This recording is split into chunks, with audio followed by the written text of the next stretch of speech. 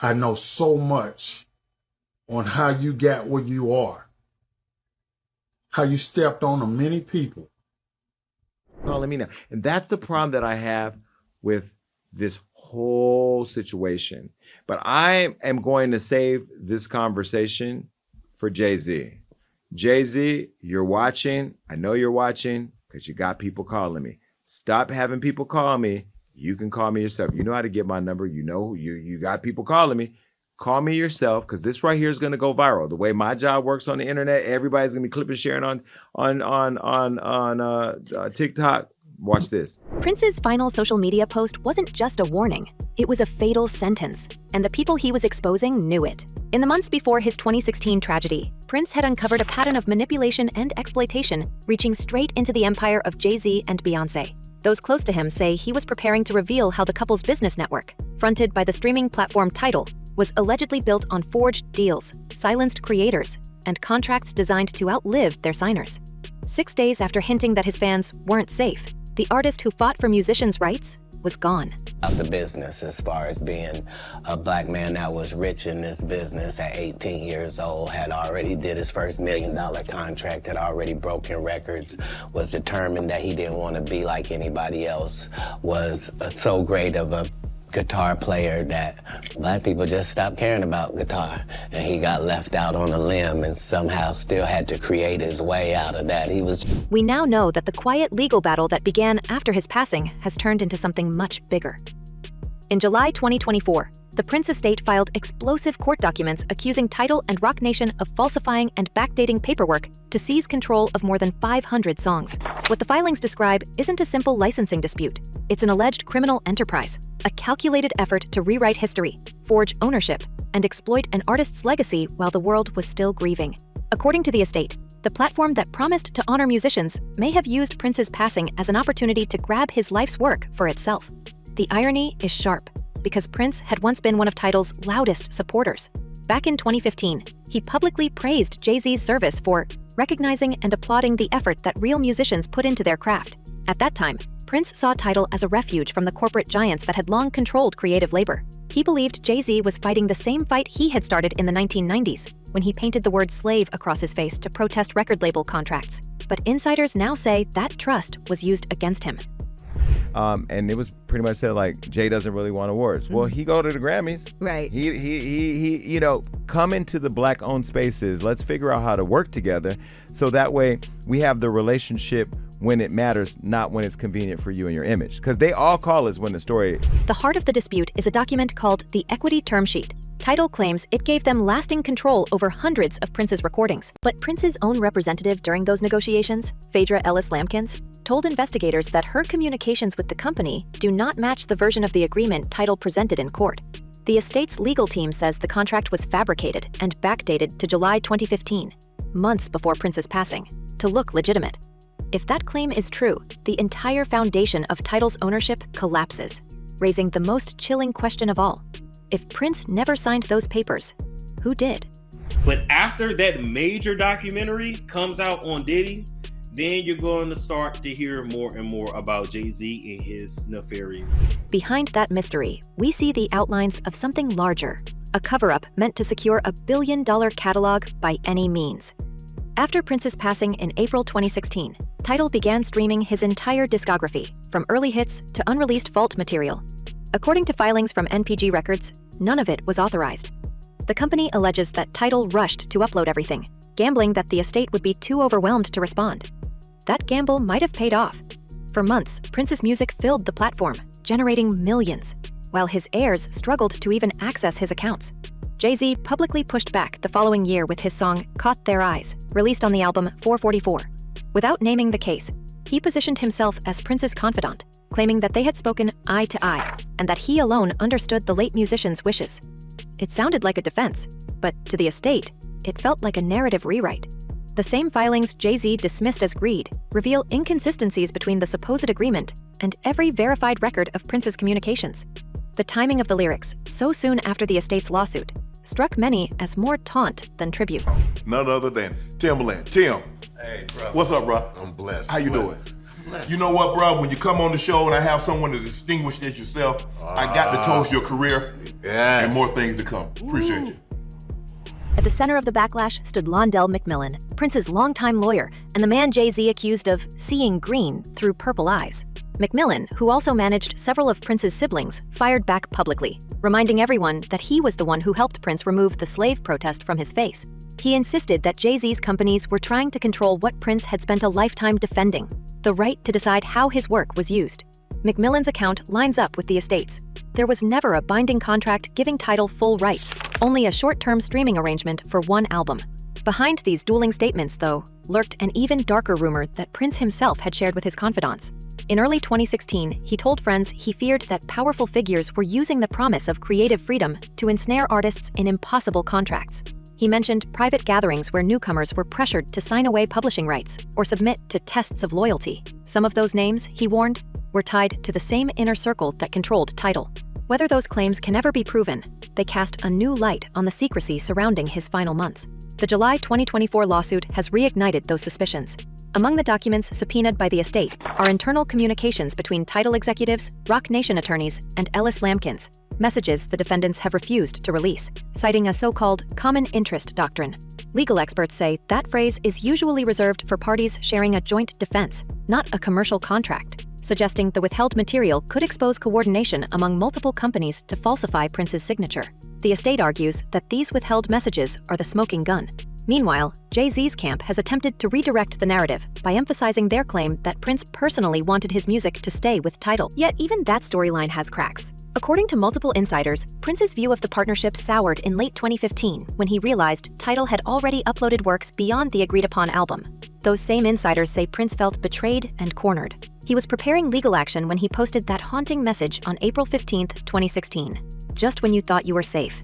This is what I look for. When I see a success, I'm looking for anything to say that they didn't do it on their own? Detain it, not this. Within 6 days, news broke from Minneapolis that the icon had been found inside an elevator at Paisley Park.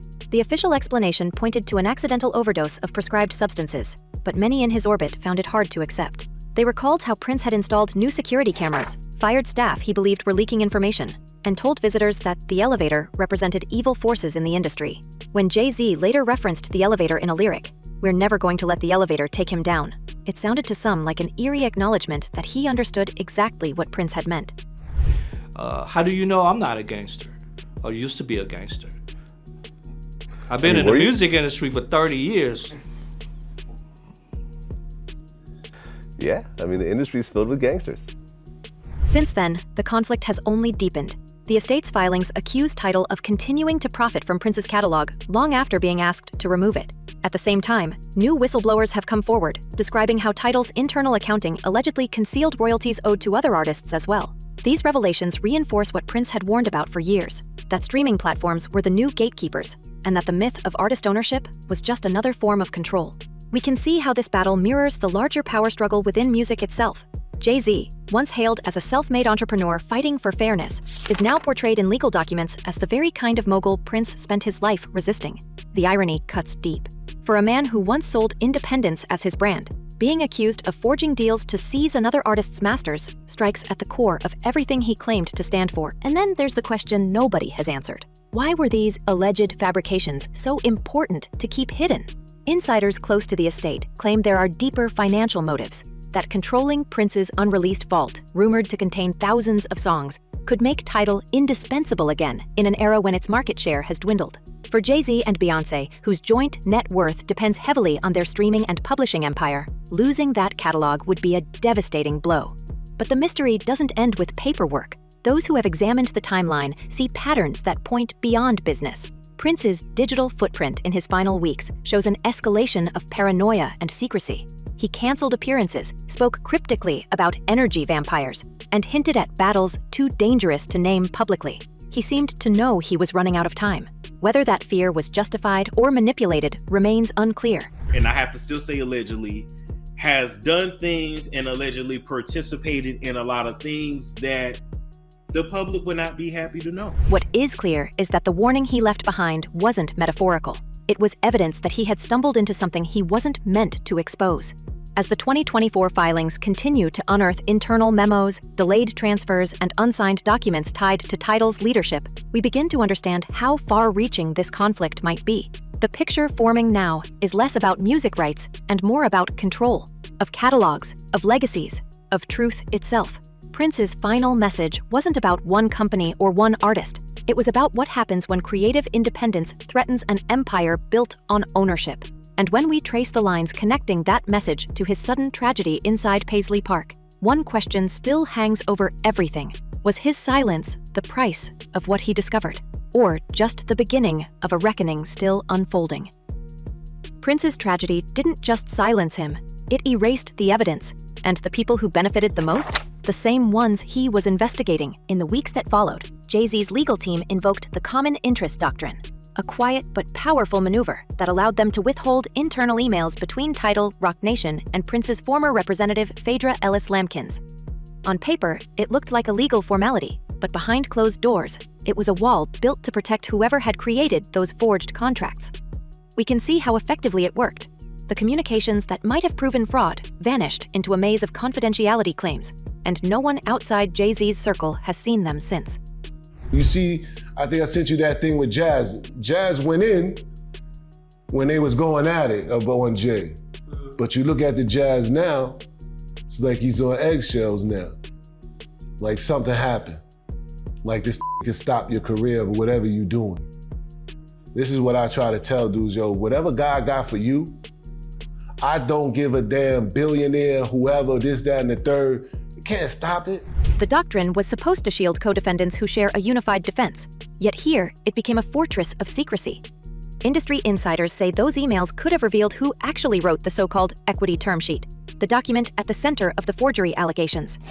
Without them, the estate's case was left half-blind, forced to argue circumstantial evidence, while Jay-Z's lawyers insisted that everything had been authorized by Prince himself.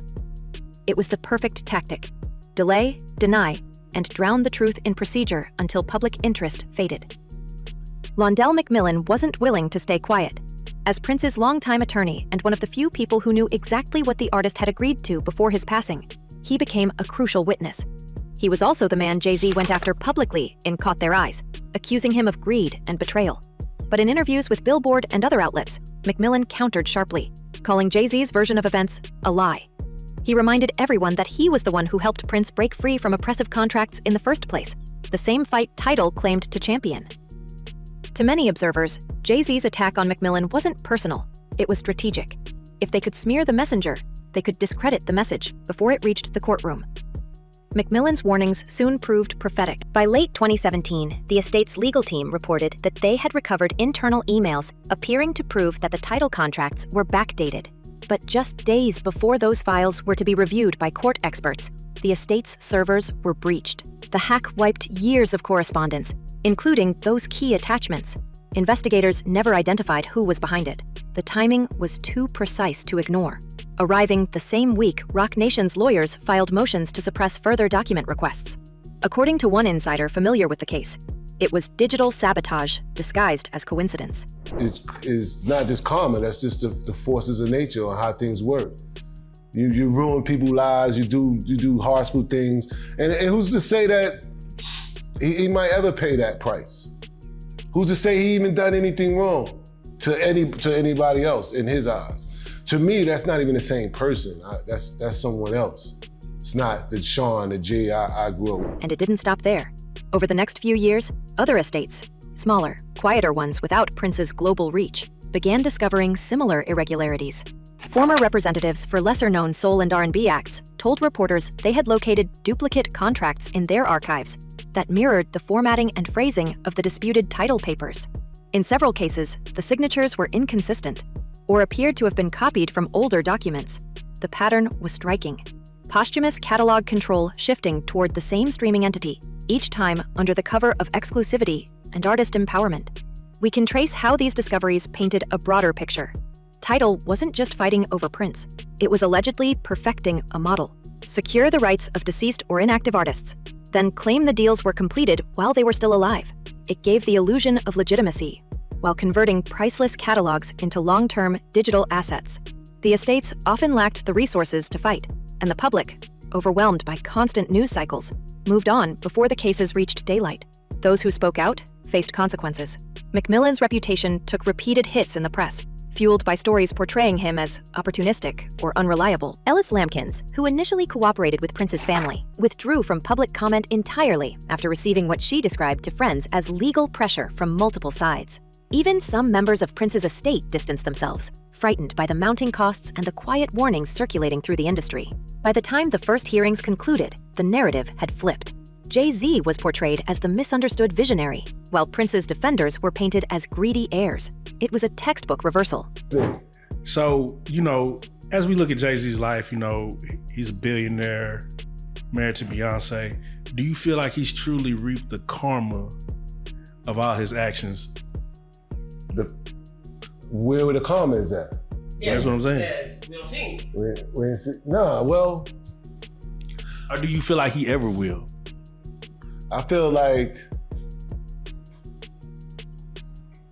if you done people wrong, you know you done people wrong. Meanwhile, new whispers began linking the same business tactics to other major artists.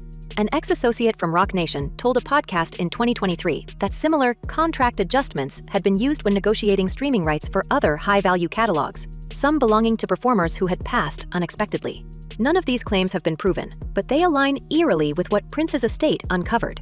One attorney close to the matter said that each time an artist's estate raised questions about altered paperwork, their inquiries hit the same roadblock, the common interest doctrine. It was the same shield that kept Prince's truth locked away. The deeper we look, the more the picture expands. Jay-Z and Beyoncé's empire thrives on image control. Every leak countered, every rumor redirected. When Jaguar Wright and other insiders accused Jay-Z of predatory control behind the scenes, they were dismissed as unstable. When songwriters like Tiffany Red accused Beyoncé's camp of silencing creators through NDAs, the media barely blinked. Now, in the context of what happened to Prince, those stories start to sound less like random gossip and more like fragments of a single pattern, a network that protects power, controls narratives, and erases threats. Still. And then you have celebrities like a Jay-Z. And this is where I think the whole fallout with the Beyonce, she's just kind of in the crosshairs because of all of what's going on in the media with respect to Jay-Z and stuff. But with Jay, when he complained at the Grammys about the Grammys not giving Beyonce Artist of the Year, when she's the most decorated Grammy-winning artist ever, we invited him to be honored at our award show. We've seen how the legal filings, the missing evidence, and the sudden silence of key witnesses all connect. Each thread leads back to the same place, a streaming company that promised liberation but delivered ownership, a pair of music icons whose legacy depends on keeping those questions buried. And as the estate's ongoing suits crawl through the courts, we can't ignore how many details have disappeared. Emails lost, witnesses retracted, archives accidentally corrupted. Maybe that's why the industry still whispers about what Prince discovered in those final days. He wasn't just fighting for his music. He was uncovering a system built to outlive its victims. The files that vanished could have exposed it all, but someone made sure the world would never see them. Now, every time another artist's estate reports missing paperwork or unexpected rights transfers, we have to wonder whose fingerprints are on it. Prince wasn't the first artist Jay-Z targeted, and he won't be the last. The real question is, how many careers have been dismantled by this machine? And how many more will disappear before someone finally stops it? Tell us what you think. Was this a coincidence or the cost of challenging power? Until next time, stay curious, stay awake, and remember, in the music business, the loudest silence often hides the darkest truth.